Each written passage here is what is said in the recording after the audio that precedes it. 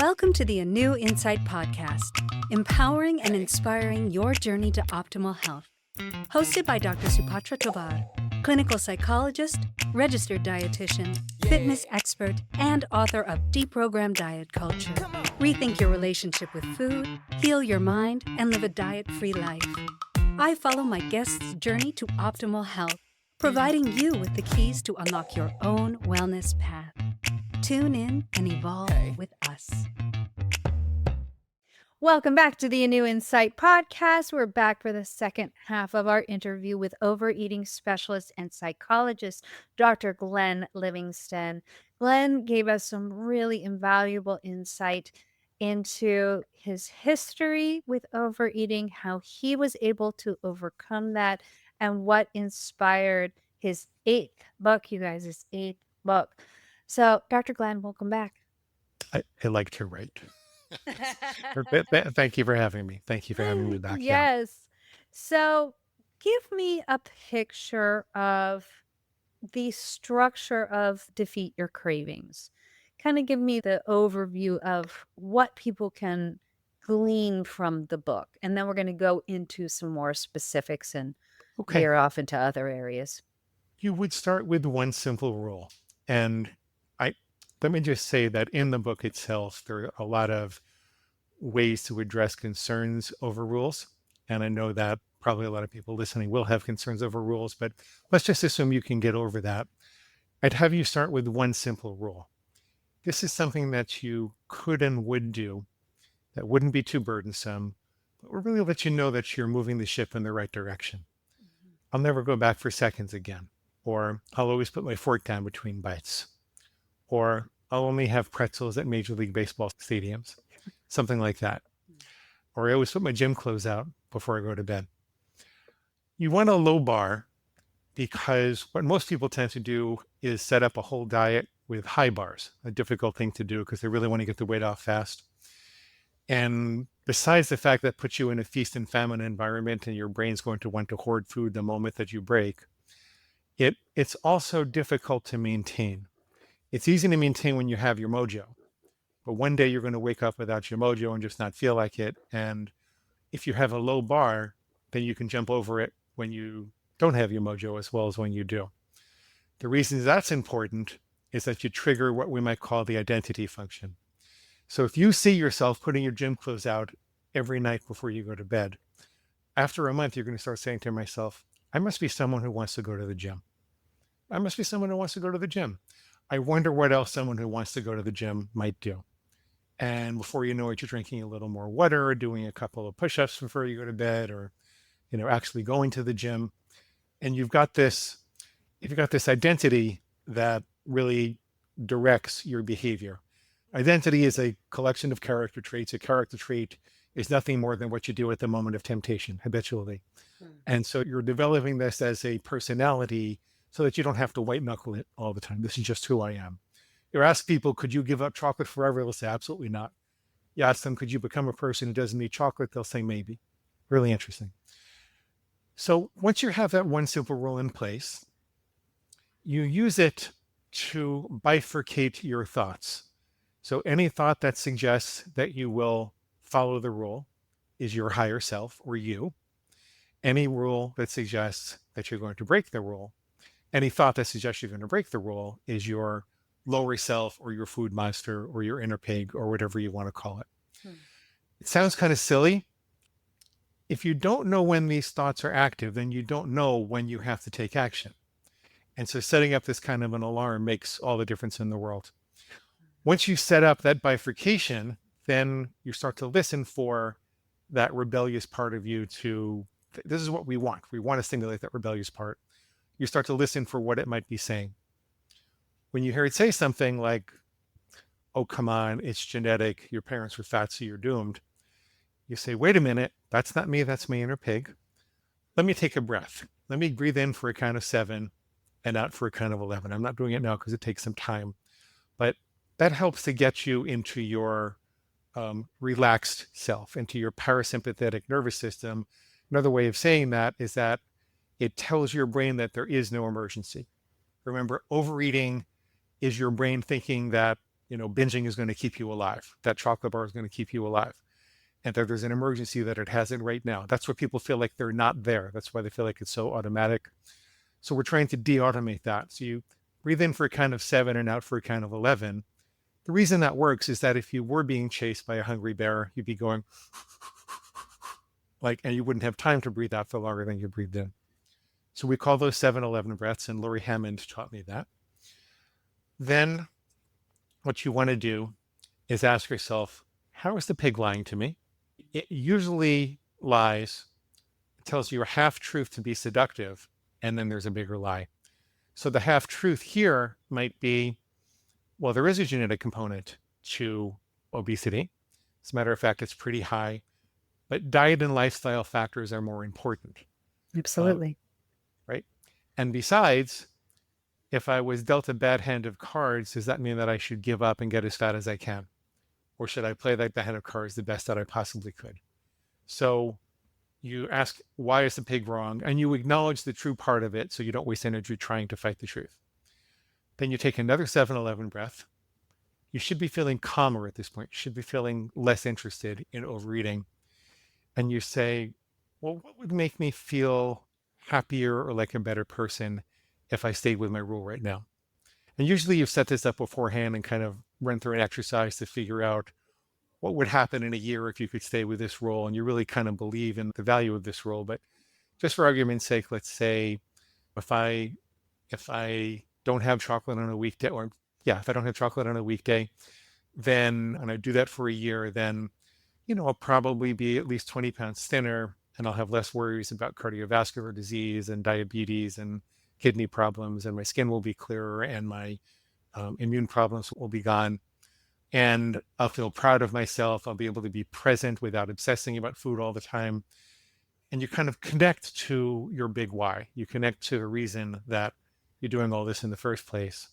Take another 7-11 breath, and then ask yourself, do I need to eat something? A lot of times the pig will present it as, look, you can have this chocolate bar or you're going to starve. And that's what overeating is about. But you can say, you know what? I don't have to have that chocolate bar and I still don't have to starve. So maybe I need a green smoothie, or maybe I need some protein, or maybe I need some fat, or whatever it is, whatever your dietary philosophy is. Sometimes you need to eat. Sometimes you just need a break. I worked with this doctor one time, and she used to drive over to the convenience store to have a chocolate bar because she was just overwhelmed. And I said, well, why don't you just take the same amount of time for a break? And it hadn't occurred to her because her pig was saying, no, the chocolate bar is what's keeping us alive. It's not the break. Mm-hmm. So ask yourself, what do you authentically need at that time? Good. Sometimes, yeah. That's the essence of the technique that we use. Oh, I love that. And I think that we are in alignment on a lot of that. Even though you're using the word rule, for me, it's not about a rule, but it is about increasing that self-awareness in the moment that you are experiencing the craving. If you were to just slow down for a second and really analyze what's going on in the moment, what is that trigger? What is that distress that's coming up for you? And then really, truly asking your body, what do I need? As opposed to what necessarily food. It could be food, and it could be something along the lines of chocolate, or it could be something that some nutrition that your body needs. But just taking that moment, calming yourself down, allows you to have even more of that self-awareness so that you can meet your needs, maybe not in the same way that you were doing before, maybe in a more healthful way. So I think that is so powerful. And I'm sure you tell me a little bit more about the study you conducted that maybe brought you to these conclusions. You saw 40,000 people, which is right. That was a long time. I didn't see them. I did a survey with 40,000 people. But tell us about that, and what were the results of that study? That's what led to that conversation with my mom. I intercepted 40,000 people at a time when internet clicks were cheap. And I asked them what they were feeling stressed about, because they were searching for stress solutions. Mm-hmm. And what foods did they have difficulty stopping eating when they felt stressed. And I found some correlations. People who struggle with chocolate tended to be lonely or brokenhearted or depressed. people who struggled with soft, chewy, starchy things like bread and bagels or pasta or even pizza, they tended to be stressed at home. And people who struggled with crunchy, salty snacks, they tended to be stressed at work. And I actually thought that was going to lead to the solution, because then I just asked people what they were eating and I would kind of know what was happening. But there were small correlations. They were significant, but they were small. And I kind of stumbled into these techniques instead, which worked to sever the link rather than solving the stress problem. And then, like, I would liken it to building a really strong fireplace. Like if the emotions are the fire, you could work to put out the fire or examine the fire, or you could build a really strong fireplace. And I found it was faster to build the fireplace. I still think it's really valuable to put out the fire or make it smaller. But I find that takes longer and people are less likely to be interested in doing it. It's more valuable in the long run to do that. But most people, because it can be painful, they don't want to do that.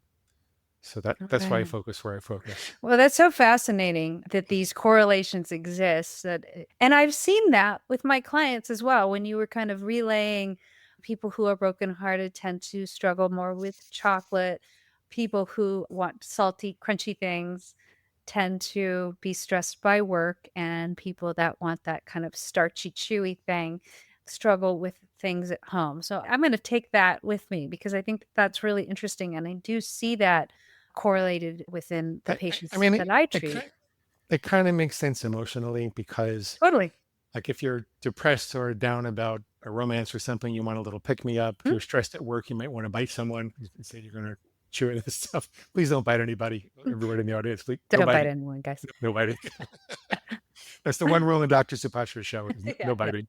No. And if you're stressed at home, you might feel like you need something to fill you up.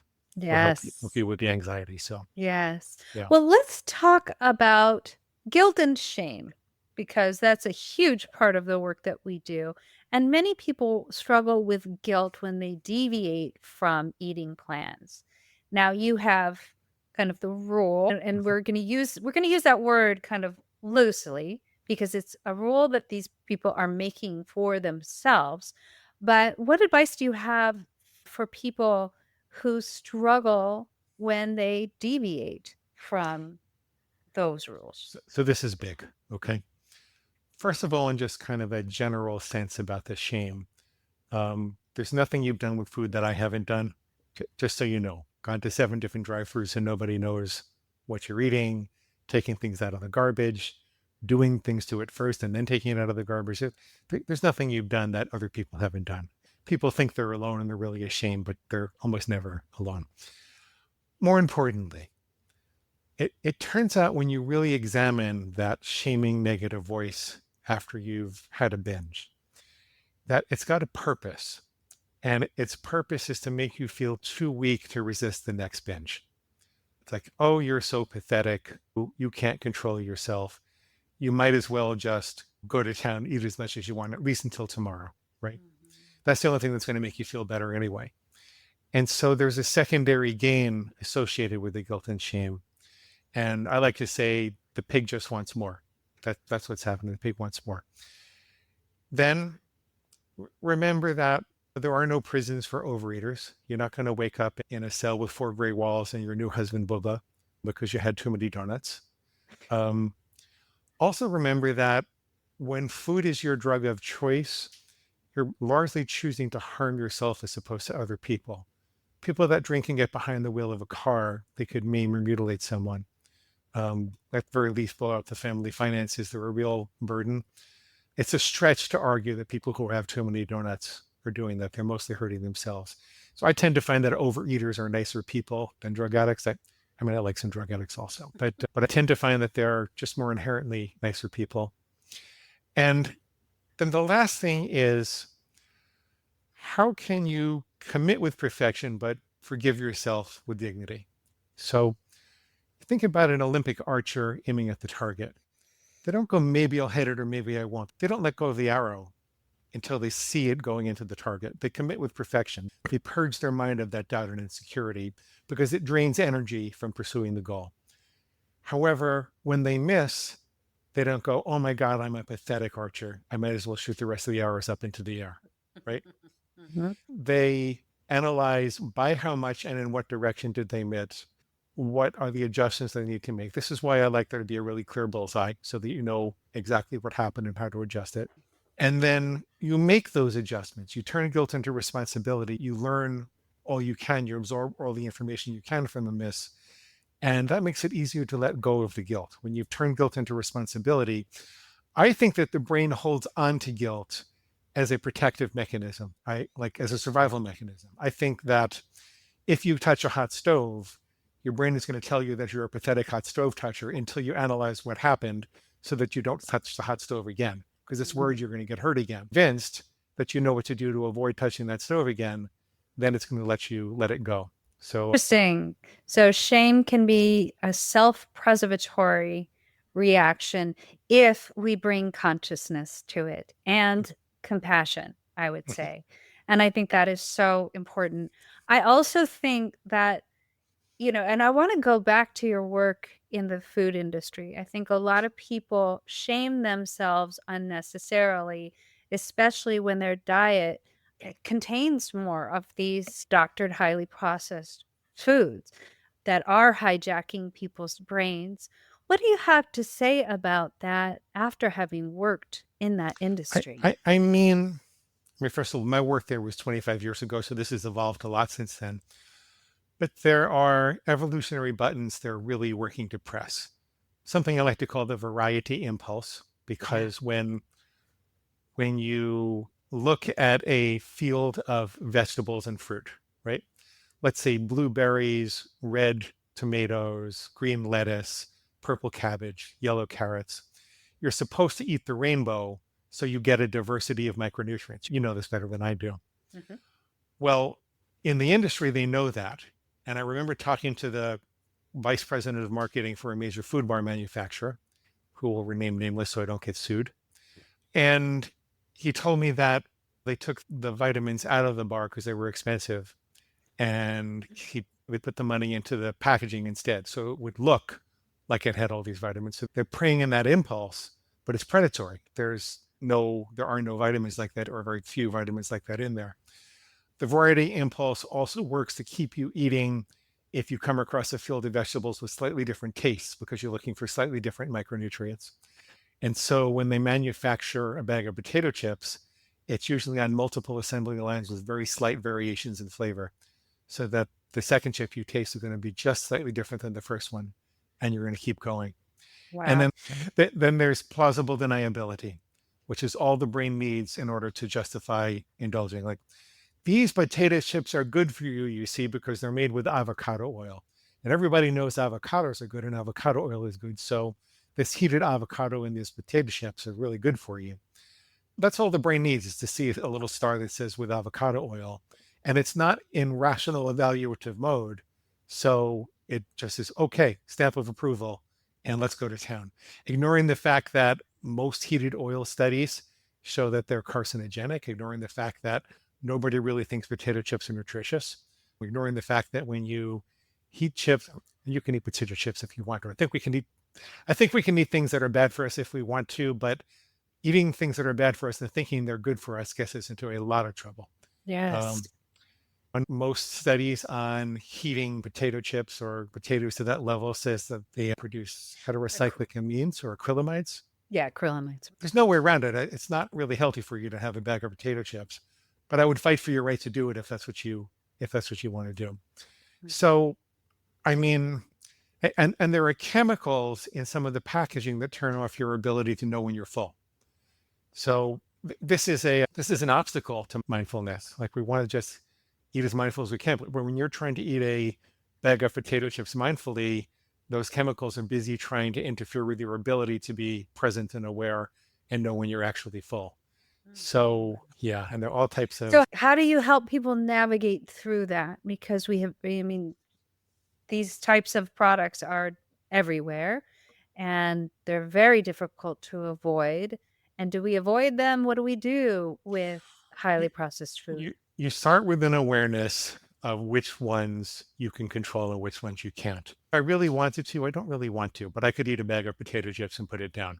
I'm not a potato chip guy. I couldn't eat a chocolate bar and put it down. My sister folds up 2 little pieces and puts it back into her purse and says, I'm going to have the rest later.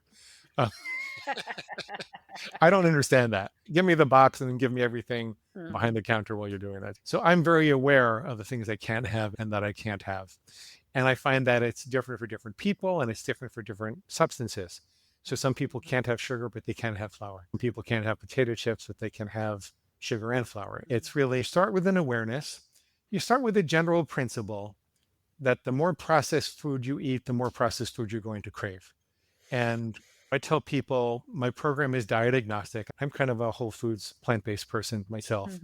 But my program is diet agnostic. If you want to eat processed foods all day, I can't help you. Exactly. Yeah. I think it's so important for people to understand what's going on with the food industry so that they can make that a part of their choices. If, they do want potato chips, there's a variety of types of potato chips out there.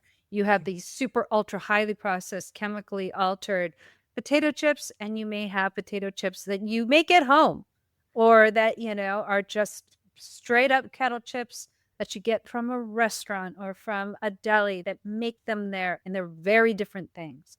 And you can get an air fryer and they taste almost as good. Exactly. Yeah. That's why I don't have like food rules for my clients, because a lot of them struggle with highly processed foods and that kind of addictive quality in them. And I recommend them. I say, we don't need to take that off the table. You can eat that, but why don't you see how you feel from something that's more closer to the ground or homemade versus that? And a lot of times people really realize the difference in when they're really tuning into their bodies, how their bodies feel when they have something, say it's a pizza from one of the major chains or a homemade pizza, a very different thing.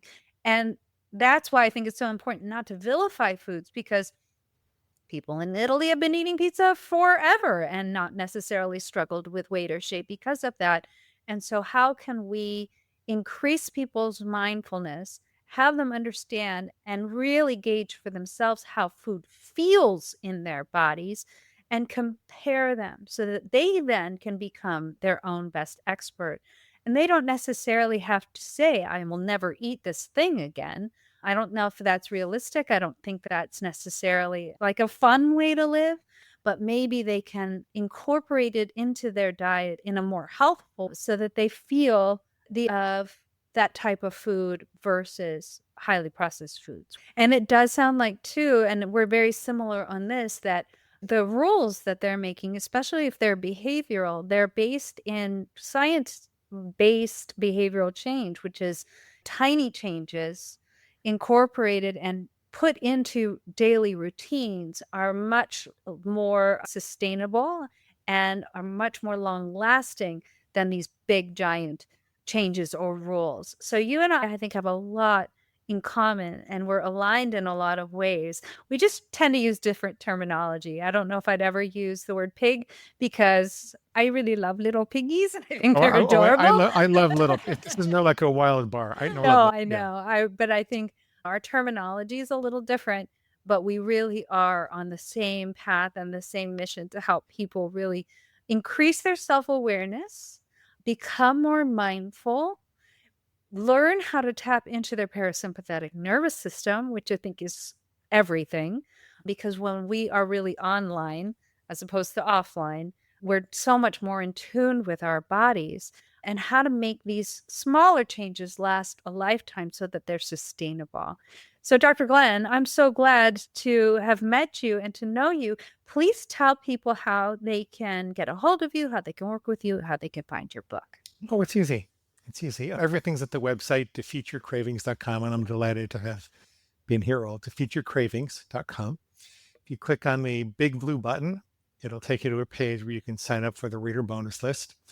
You'll get a copy of the book for free in a Kindle, Nook, or PDF format, or you can get to the traditional formats for traditional charges if you want. You also get food plan starter templates that walk you through coming up with your own food plan or behavioral plan. And I know that it's weird that Supatra has a doctor on with a pig inside of him. So I recorded a whole bunch of coaching sessions so you can hear what that's like. You can hear how people go from feeling kind of desperate and confused and hopeless to feeling powerful and excited and confident in just one session. So it's defeatyourcravings.com. Click the big blue button. I love it. Dr. Glenn, I'm so proud of the work that you're doing and how you are helping people. I think that if more of us can do this, it's an inner work, it's an inside job. We may not be as reliant on external sources to try to get us to where we want to be in terms of our health. I think we're headed into some real weird, dangerous, not so great territory with a lot of these weight loss medications and just this return to emaciation and thinness as the ideal. So the more that we can just really kind of delve in, ask ourselves the whys, and then figure out the how naturally, we're going to see a lot more sustainable change. So I really thank you for the work that you're doing out there. But thank you for having me. This was delightful. Thank you. Yes, absolutely. And everybody, thank you for tuning into the ANEW Insight Podcast. We're looking forward to the next exciting interview. Hopefully it's as exciting and informative as this one. And we'll see you next time. Thanks for tuning into the ANEW Insight Podcast. Please remember, the contents shared on this podcast is for entertainment purposes only and does not constitute medical advice. You can find us anywhere podcasts are streaming, on YouTube at my.anew.insight and at anew-insight.com under the ANEW Insight Podcast tab. And follow us on our socials at my.anew.insight on Facebook, Instagram, TikTok, and Threads for more updates. Tune in next time and evolve with us.